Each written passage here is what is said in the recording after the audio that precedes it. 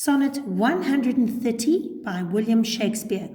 This is a lesson directed at grade 8s. Right, I want you to imagine that you are a young lady and you are on a date with Harry Styles. Harry turns to you and says, "Your hair glistens in the sun like a nose hair after a sneeze." Oh my word, that would be ridiculous. But perhaps Harry's just tired of the expectations with regards to false flattery and superficial compliments, and he just feels like being funny. I'm sure he still likes you very much. Anyway, let's get to Shakespeare's poem and see if what I have just said has any relevance to the poem. Shakespeare wrote this sonnet because he was annoyed with his contemporaries, his fellow writers, who used false flattery, artificial comparisons, and praise for women in their poems. And so he wrote this love poem, which is actually an anti-love poem, or it's a poem that makes fun, particularly of love sonnets at the time. I want you to think of ridiculous comparisons, perhaps to natural elements and such. If I had to say, oh, your eyes are like stars and you have teeth like pearls. Okay, that is just nauseating, and Shakespeare felt the same way. And so what he does is he writes this sonnet, 14 lines, and we'll get to the format just now. And he starts off immediately by saying, my mistress, and a mistress would be a beloved, a young woman that he fancies. And he says, my mistress, and she belongs to him, eyes are, and then here you go, he negates the norm by using the word nothing. He says, my mistress' eyes are nothing like the sun.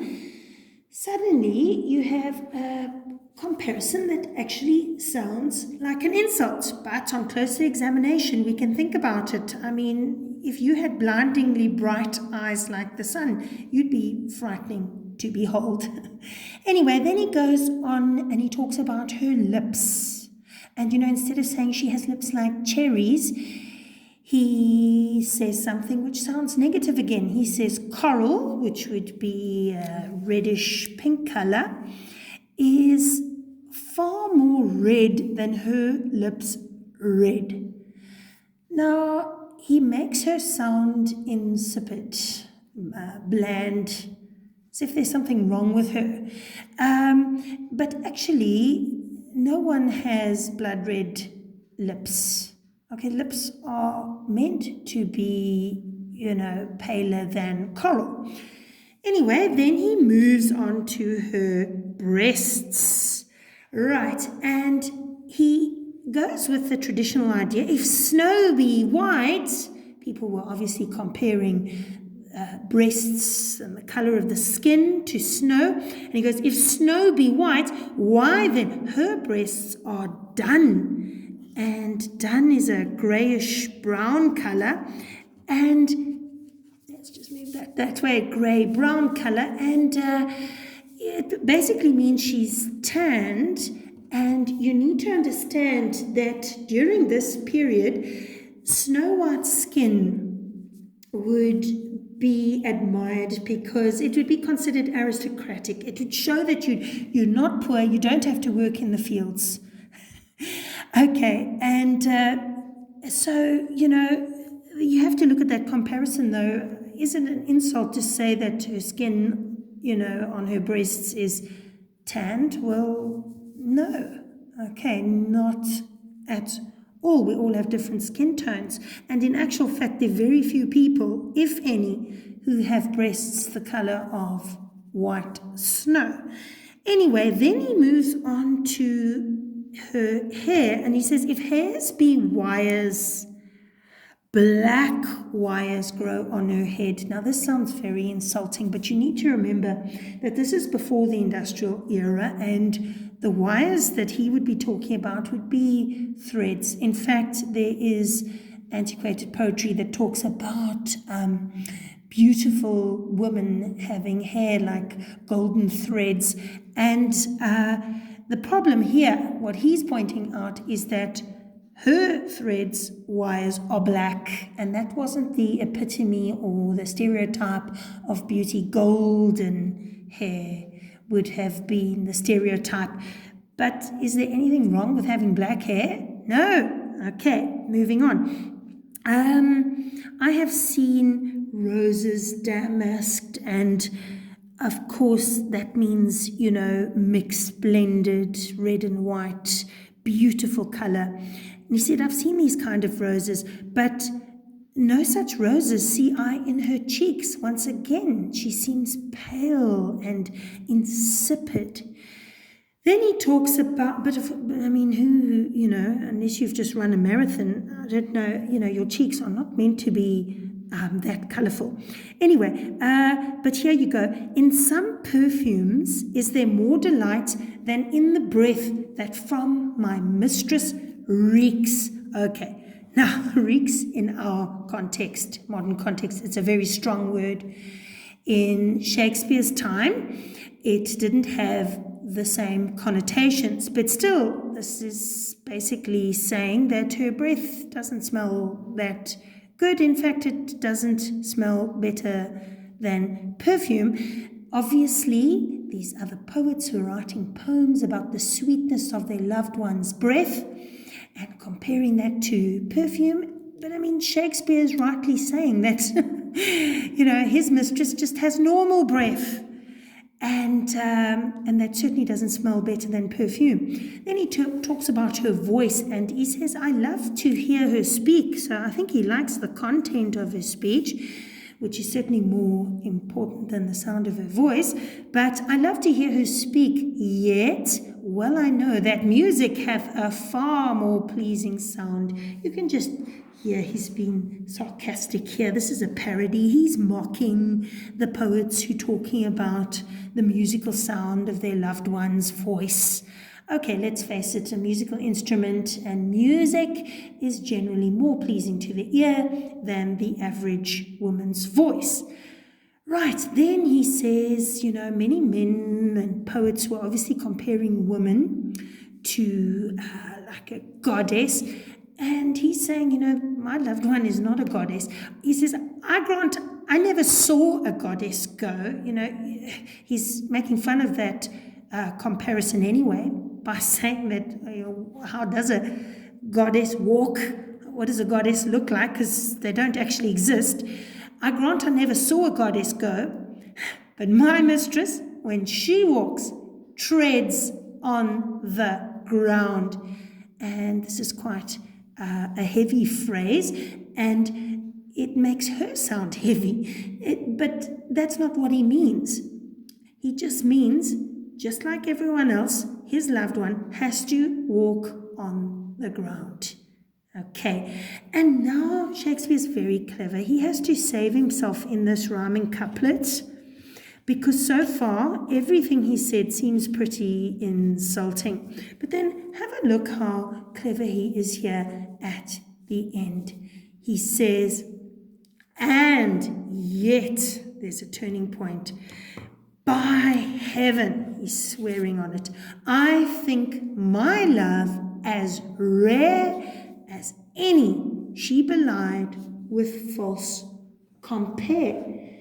Now, we have to explain that bit because it's possibly the most challenging part of the poem. You need to understand what he means by belied. He means misrepresented or lied to, if you like. He's saying, I think my loved one is as unique as any of those other women who are being misrepresented or lied to with false flattery in these grand sonnets that are being written. Now, in terms of the structure, Shakespeare is using a sonnet which has the 14 lines.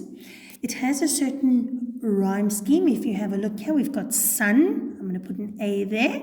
Right, we go to red, and that doesn't rhyme with sun, so it gets the next letter of the alphabet, B. Done rhymes with sun, so we can go yay. Let's put an A there. We've got head, rhymes with red, so we go B. So we've got A, B, and then we say right. Let's look at the next one. White is C, cheeks is D, delight is C, reeks is D. So we go A, B, C, D. Then he goes no. Okay, we haven't seen that sound before. Give it a new letter of the alphabet. E, sound, haven't seen that before. F, go, rhymes with no. E, ground, sound. F, so E, F. And then we've got rare and compare, the rhyming couplets over there. And so we can just say, okay, G and G. Now, what we've got here, and there's a better explanation in your notes of this. Just take a look at your PowerPoint presentation. We've got 3 quatrains. If you think quad means 4, okay, we have got, I'm just going to move this along here, we have got 3 4-line stanzas, okay, 1, 2, 3, 4, that's 1, 1, 2, 3, 4, that's 2, 1, 2, 3, 4, that's 3, and then you have the rhyming couplet at the end. And if you have a look at that, 4 times 3 is 12, plus the 2 at the end, lines of the rhyming couplet, and we have 14. Okay, then just one more thing before I'm done. We have to look at iambic pentameter. Now, I'm just going to take the first line. Iambic pentameter, if you think penta, pen means 5, right? We're going to have 5 units in each line of unstressed, stressed syllables. Okay, so in total, there are 10 syllables in a line. So we'd go my, 1, mistress, 2, 3, eyes, 4, are, 5, nothing like the sun. You end up with 10. Okay, now if you organize a poem where you have 10 syllables per line, you're going to start to get a rhythm coming through. And that's what we've got there. It's an unstressed, stressed rhythm. It's very subtle, but I'm going to exaggerate it now so you know what I mean. We'd go, my mistress, eyes are nothing like the sun. Okay, and so if we were to divide that, my mistress, eyes are nothing like the sun, unstressed, stressed rhythm, which gives you 5 units here. Look at this, 1, 2, 3, 4, 5. 5 units of meter. I am, or iambus means unstressed, stressed. Okay, so that's how the word iambic pentameter can be broken down. But there are notes on this in your PowerPoint, so take a look. But anyway, I'll wrap this up now. That's my mistress, eyes are nothing like the sun. Sonnet 130. Shakespeare wrote 154 sonnets.